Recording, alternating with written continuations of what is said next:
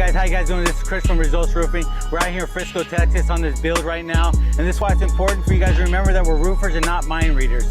We always take the time to explain every process to the customer as we go through the process from start to finish, from the inspection to the insurance process to build day. Because what happens when we run into situations like this one here, when we begin to do the removal of the old roofing system, we found out that the decking underneath was no good.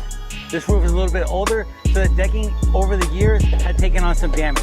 So we actually had to call insurance to get approval for this redecking process. Now the customer thought this was going to be a 2 or 3 day job, and it turned into 2 or 3 days just waiting for approval for that decking, and now all the entire system has to be replaced. We're not leaving customers in the dark. The dark ages of roofing are over. From start to finish, it's important that we inform the customer on every step of the way to keep them happy, to keep them satisfied, and to give them the absolute best service that we can give them.